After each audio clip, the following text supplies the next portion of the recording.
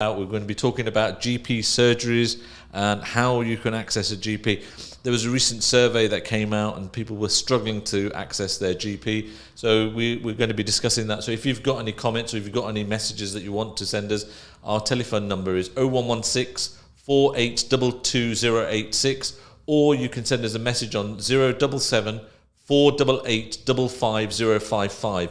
Are you having problems getting hold of your GP? Have you got any medical conditions that you're struggling with and you're finding you're struggling to get through to the system? Please give us a call or send us a message on that number. I'll give the numbers again. 0116 4822086 is our phone line number, or our WhatsApp number is 077 488 55055. I hope everybody, brothers and sisters, you're having a good Thursday afternoon, inshallah, and Ramzan is going well.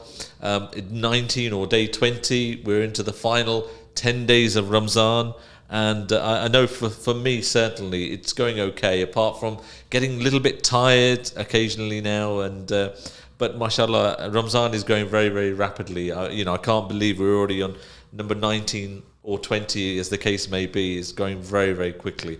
And mashallah, the weather's been great. Another beautiful day today here, and we're speaking live from Evington Road again this evening, and I hope you're enjoying Ramadan. We're going to be talking about GP services and how they operate in Leicester, whether you're happy with the GP services you have. I know lots of people have been talking about this over the last 18 months, 2 years. We've been having lots of problems since COVID, but hopefully, inshallah, I think things are getting back to normal from what we're picking up. But if you have any issues, please don't hesitate. Send us a message. You can give us a call into the studio, or you can send us a text message, and we'll hopefully be able to talk to different people over the next week or so. But just a reminder, next Wednesday's show between 6 and 7, which is the health and well-being show, we have a doctor from Leicester University, the head of the medical school at Leicester University, who will be talking about how you can get admission into Leicester University to do medicine. And also we'll have somebody from Leicester University of Hospitals Leicester, one of the directors who interviews consultants and how they can do it, how you can enlist and how you can enroll doing medicine at Leicester University. So hopefully we'll have those people in next Wednesday talking about how you can have a career in medicine at Leicester University for a degree in medicine. So hopefully, inshallah, they will be joining us on Wednesday. You can call into the studio 0116 4822086, or you can send us a message on WhatsApp 077 488 55055, and we'll be talking about how to get an appointment with your GP, or if you need to go into the walk-in centres, or if you're struggling to access GP services. You're listening to Radio Ramadan on 87.7 FM.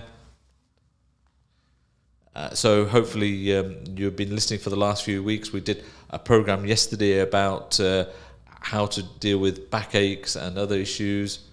So if you've got any issues relating to GP surgeries, please give us a call on 0116 4822086, or you can send us a WhatsApp message on 077 488 55055.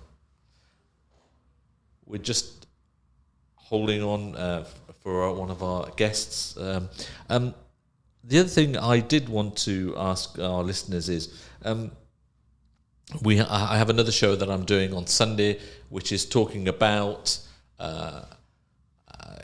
which we're going to be talking about what life was like in Leicester in the 1960s and 1970s, and how Leicester has evolved over many, many years. And we've got, hopefully we've got some interesting comments coming up for Sunday's show, where we'll be talking about what's going on in Leicester in the 1960s and 70s and how it's changed. That's what we'll be talking about on Sunday from 12 till 1. Okay, we've got a caller on we've got Matthew Crane, who's area manager, head of operational response at Leicestershire Fire and Rescue.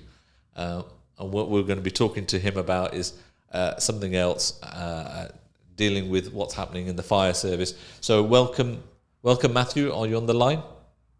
Yeah, hi there. Good evening. Thank you for having me. Yeah, excellent. Thank you, Matthew, for coming on. It wasn't the show I had planned to do, but we are talking. We know we missed you earlier. So, Matthew, can you just give us your background? What do you do, and what is your role in fire and rescue? You're not the person who's driving the fire engine, are you, around the streets of Evington, are you? Well, not anymore, but I certainly in part of my career, that's exactly what I did do. My current role is what we call an area manager. So I'm responsible for operational response within Leicester, Leicestershire and Rutland for Leicestershire Fire and Rescue Service. So that's basically, I'm responsible for all the fire stations across Leicestershire and Rutland. A bit of background, I started my career, and this makes me sound really old. Please, nobody paint a picture of this. I feel young. I started my career in 1994, where we, like with all of our recruits, and recruitment is not dissimilar now. New recruits are sent away on a 12-week residential training course, and anybody that joins the fire service currently in an operational role will start in a very similar position. It's either a residential course, or sometimes we run courses in Leicestershire for people that don't want to go and be on a residential course, but it's 12 weeks.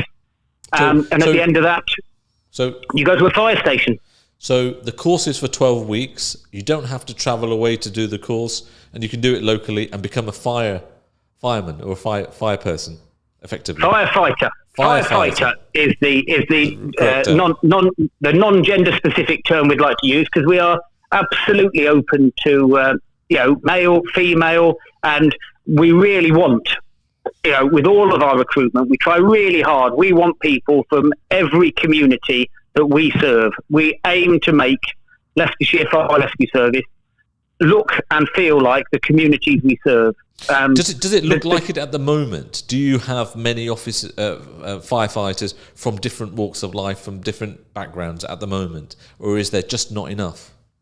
We do not doubt we have more to do to make Leicestershire Fire and Rescue Service look like it represents the community.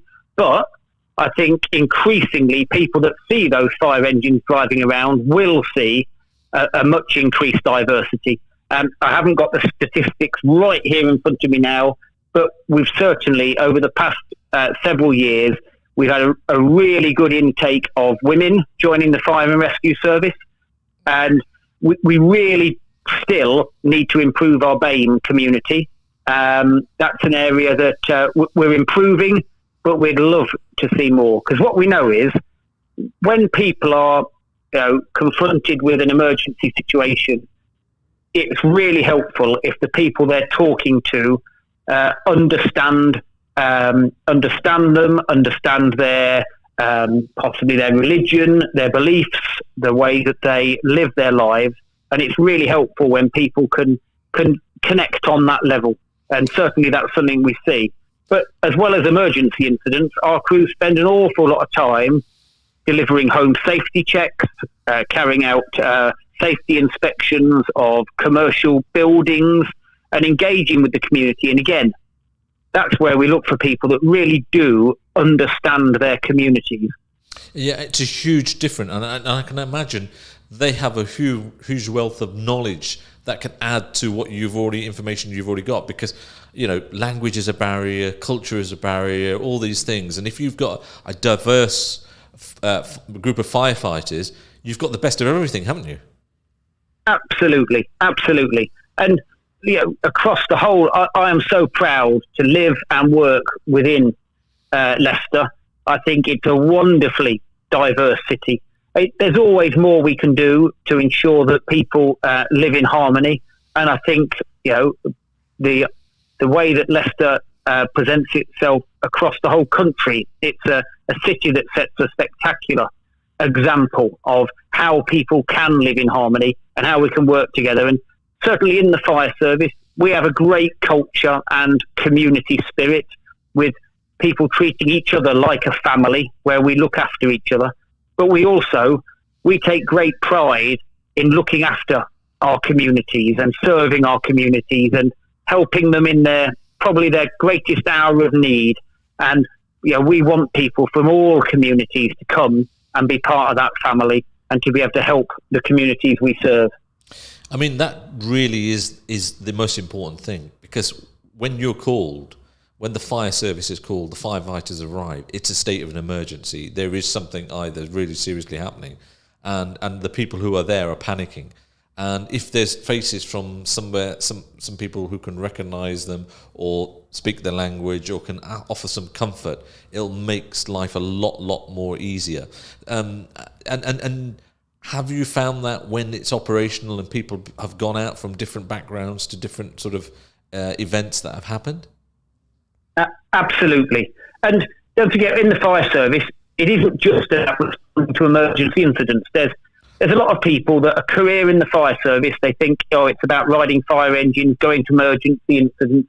It's far more than that, of course. We have a large amount of support staff who without those, we could not function. We have finance teams, we have estates teams, we have our human resources teams, a lot of people with ICT, computer skills, because we cannot function nowadays without computers. We have a 999 telephone emergency system that needs to operate, and methods of mobilising, ensuring our fire engines know when there is an incident and where they are. So we need people with all of these specialist skills as part of Leicestershire Fire and Rescue Service as well. And as part of that team is also our community safety educators. And they are a wonderful group of people who will attend community events. They will attend people's private homes to talk about home safety. And that team really is a great diverse team. And I'm hoping that some of your listeners will have met some of these people, may know them by name, and will regularly see them at community centres and community events. And hopefully they've discussed their safety with these people. Yeah. Now, you mentioned those community people who go out and to different events. How often do they go, and is it a full-time role, and how can people get in touch with you to say, look, we need some fire advice, can you send somebody out to meet our community, so they can understand what precautions and what they need to be doing, because lots of people don't always have all the information, do they? No, absolutely. So it is all on the Leicestershire Fire and Rescue Service website. A real simple search of Google, and I'm sure other internet search engines are available, but a quick search on something like Google for Leicestershire Fire Service, find our homepage, and on there is a form that people can fill out for either a home safety check. So somebody will come and talk to people in their home about home safety, smoke detectors, and so much more. It is about safety in the home. And although some of your listeners might think, no, I know about fire safety, I'm okay, they might know somebody else who would benefit from a visit. And it's free of charge, totally free of charge. Absolutely, totally free of charge. Fill the form out, and we will come round and visit people in their homes. We talk about how people can heat their homes safely, and especially at a time when a lot of people are starting to feel the pinch of rising energy bills. We want to make sure people can heat their homes safely, and we've got advice about potentially where people can get financial assistance. We can certainly refer people to other agencies. We talk about how to stay fit, healthy and well, because what we know is people that are fit and healthy are less likely to have fire in their home. You can request that visit, and if you're part of a community group, there are forms on there as well where you can request a visit from the fire service. And that might be an educator to come and do a presentation and talk to a group, or it could be we bring the fire engine along, so we can also talk about safety, but also people can have a look around the fire engine. People can see what is a career in the fire service all about? What sort of equipment might I have to use? What's the day-to-day activities all about? And we're open to come and visit and talk about that as well. Excellent. You're listening to Radio Ramadan on 87.7 FM. Our telephone number for the studio is 0116 48222086, or you can send us a WhatsApp message on 077 488 55055. Matthew, one of the other questions that people are going to ask is becoming a firefighter just putting a ladder and saving a cat on a tree. It's not quite that anymore. It's totally different. So much variety in doing different things. Absolutely. Yes, it certainly is. Now, clearly, the predominant training at the beginning is focused around ensuring people are going to be safe when they're attending emergency incidents. Fire is only a small percentage of the incidents we attend, roughly probably about 50%. The other 50% are road traffic collisions. We assist the ambulance service a lot with helping them to gain entry to properties where people may have fallen and can't get to their front door to open it for them. We obviously deal with chemical spillages. The variety of incidents is huge, and this is why for so many people it's such an interesting career, because day to day you don't know what sort of incident you might be dealing with. But then also, such a large part of our job is working with communities, making people safe, because we want people to be safe. We don't want people to have emergency incidents. We want to prevent them before they happen. Thank you. And what would you say in your career has been your highlight? Which event did you have to go to and you thought, it stands out in your head, in your mind? I mean, there are a number of things that stand out in my mind, but some of the bits now that I've taken huge pleasure from recently have been when some of those community teams have found people, individuals that are in absolutely desperate need of help in their homes. And this has just been from us knocking on doors, offering to do home safety checks. And especially during COVID, we have found people who haven't interacted with anybody face-to-face for nearly 2 years. They haven't been able to visit their doctor. They've been struggling to get food delivered to their home. They're struggling to heat their home. And some of my teams have found these people, and they've then been able to revisit them. They've been able to put them into with charities, food banks, and receive grants from the council. And we have turned some people's lives around. Now, clearly, that's proactive, where we go out and we found these people. And I take huge pleasure from hearing about these stories. But clearly, in my own career, there's been great ups and downs. In the past few years, we've tragically had to deal with the explosion on Hinckley Road. We've had to deal with the King Power helicopter crash. These are incidents that will definitely stick in my mind, probably for the rest of my life. But then also, there are other incidents where I've been to fires and I have seen the devastation that can be caused by even quite small fires, the amount of smoke that damages a whole house. But then to be able to help the family, to be able to turn that really bad day into something positive, be able to help to start with to rehome them, to start with to try and help them understand how they can rebuild, and to see people at the end of that who are actually grateful for what the fire service were able to do. These really do, that's why I do the job.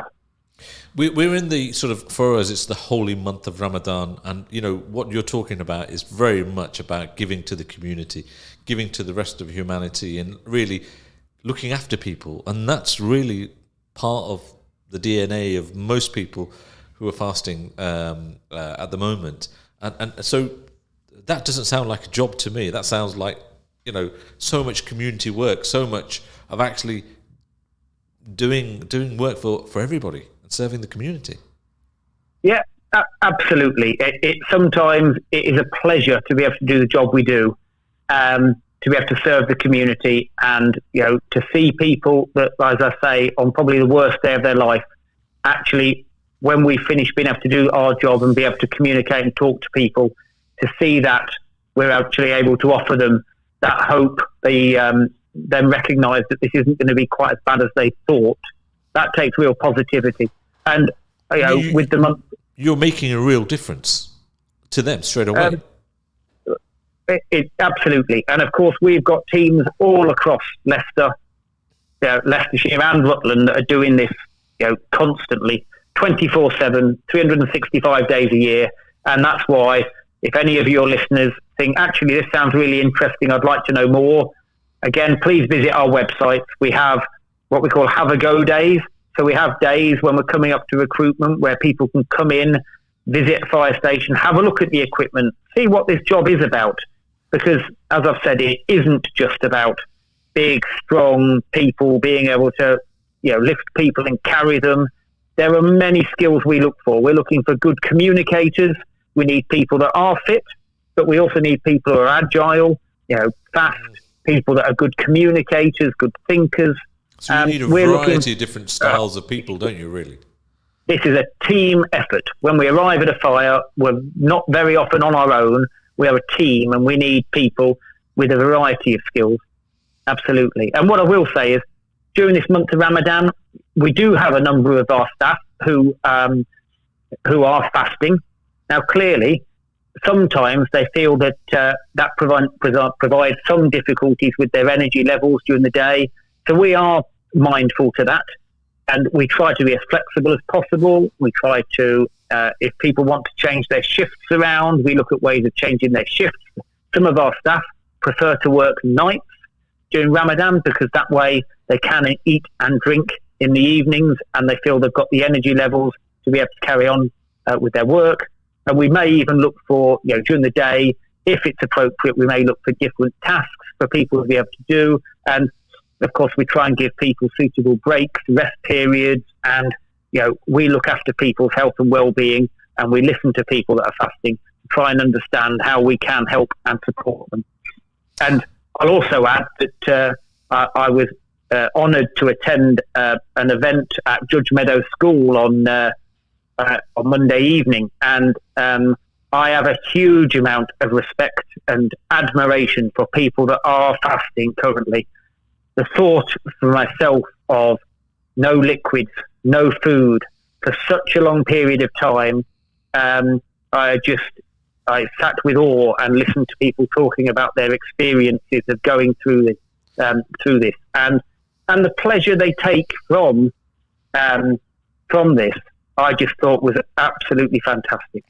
Thank you. I mean, it's amazing that the work that you guys do and all the firefighters do across the whole of Leicestershire and 24/7 working so hard. And also thank you very much on behalf of sort of the Muslim community in particular for all the sort of things that you try and do to accommodate people during Ramadan, because that's so nice to hear that you're trying to be as flexible as possible for the people who work with you. And as you said, you're part of a team, and you embrace that team with everything that you're doing, and it's great to hear. I'm just going to touch on a couple of points because we are going to be running out of time shortly. You carry defibrillators. You sometimes attend emergencies on behalf of ambulances as well, don't you? Yes, that's right. We're always happy to support our other emergency services colleagues. The ambulance service, they are very busy, and where we can help and support, we will do so. Yeah, and of course, sometimes we come across these incidents as well. The fire stations are there in the community. People will come and knock on the doors and ask for help. And of course, we're never going to say no. Okay. So the careers are, your arms are open and welcoming anybody to come along to the fire service for lots of different jobs that are available. You have open days. You have lots of things that is going on over those things. Look on the website. I just wanted to say, a big thank you on behalf of everybody, because I know, we had the Grenfell fires, lots of people. I went to donate some hampers at the station on Lancaster Road. So lots of people wanted to say thank you to you. Lots lots of people I know went out of their way at that time to say thank you to the firefighters. So thank you very much for coming on, Matthew, and really, really please pass our thanks on to all the firefighters across the board that work at Leicestershire, particularly looking after us and keeping us safe all the time. Thank you, Matthew. And thank you. Thank you so much for having me on. I really do appreciate it. And if I could just leave with one last thing, if I could ask everybody who's listening to check their smoke alarms are working. Yep. Okay. It's dead simple. Give the little button a press. Make sure their alarms are working and people have got a plan so they know what to do with to fire. Assalamu alaikum, brothers and sisters. You're listening to